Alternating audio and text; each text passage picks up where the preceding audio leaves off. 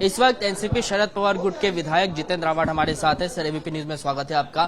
प्रधानमंत्री ने एक चुनावी जनसभा को संबोधित करते हुए अल्पसंख्यक समाज के लिए जातिवादी टिप्पणी जो है वो की है। उसके बाद पूरा विपक्ष उन्हें घेर रहा है। आप प्रधानमंत्री के कमेंट को किस तरीके से देखते हैं, क्या प्रतिक्रिया आपकी? एक ऐसा पद है जिसकी गरिमा संभालनी चाहिए। आप किसी एक धर्म के प्रतिनिधि नहीं हो, तुम भारत के प्रतिनिधि हो। और भारत ये विविधता से भरा हुआ देश है। यहाँ जूस रहते हैं, यहाँ सिख रहते हैं। जितने धर्म देश में दुनिया में है वो सभी धर्म भारत देश में है। तो उनका सभी का सम्मान करना ये हमारा संवैधानिक काम है। और आप चुनावी जुमलों के लिए सिर्फ द्वेष की राजनीति करना चाहते हो तो ये अच्छा है क्या? राजनीति में टाइमिंग का बड़ा महत्व होता है और ये बयान प्रधानमंत्री का तब आया है जब पहले फेज के चुनाव हो गए हैं। तो क्या आपको लगता है कि एनडीए में किसी भी तरीके की ये जो है घबराहट है, उसके बाद इस तरीके का बयान आया है? तो ऐसा होता है ना कि पहले चरण का चुनाव होने के बाद जो बातें सामने आ रही है और जो जनता में बातें की जा रही है, कहीं ना कहीं है दिख रहा है कि थोड़ा सा परसेंटेज भी कम है, हुआ है। थोड़ी सी जमीन हिल गई है।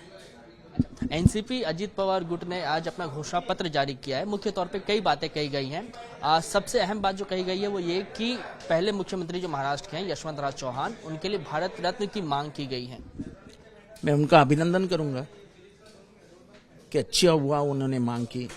और वो हर भाषण में कहते हैं कि मेरे और मोदी के बहुत अच्छे संबंध है, पंतप्रधान मोदी जी के और मेरे बहुत अच्छे संबंध है। मैं कुछ भी काम कर ला सकता हूँ, मैं चाहे जितना निधि ला सकता हूँ। मेरे अमित शाह जी के बहुत अच्छे संबंध है। तो अब जब तुम कहते हो कि भारत रत्न देना चाहिए तो तुम अपने संबंधों का इस्तेमाल करके वो मिला के दो।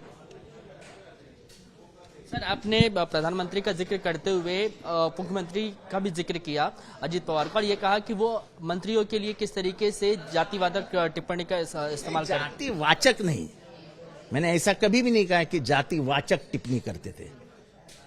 लेकिन केसी पाड़वे आदिवासी मंत्री थे, खुद आदिवासी थे, तो उनके बात करने का जो कैबिनेट में तरीका था वो इंसानियत के नाते गलत था और मैं ये कहीं पे भी बोलने को तैयार हूँ। एक अंतिम सवाल, लॉरेंस बिश्नोई गैंग से आपको क्या सर धमकी भरा कॉल आया है? क्या कुछ आपने अब तक पुलिस के सामने अपनी बात रखी है? आगे कानूनी प्रक्रिया किस तरीके से फॉलो करेंगे? होता जो होता है देखा जाएगा यार, इतना क्या है। 35-40 साल बंबई में निकाला हूँ, सब जमाना देखा है, उसमें क्या है।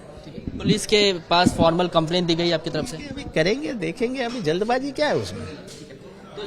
शरद पवार गुट के विधायक जितेंद्र रावत थे, जिन्हें आपने सुना। इनका साफ तौर पे कहना है कि जिस तरीके से प्रधानमंत्री ने चुनावी सभा के दौरान अल्पसंख्यक समुदाय के लिए जातिवाचक टिप्पणी की है वो बिल्कुल भी गलत है और इलेक्शन कमीशन को इसका संज्ञान लेना चाहिए।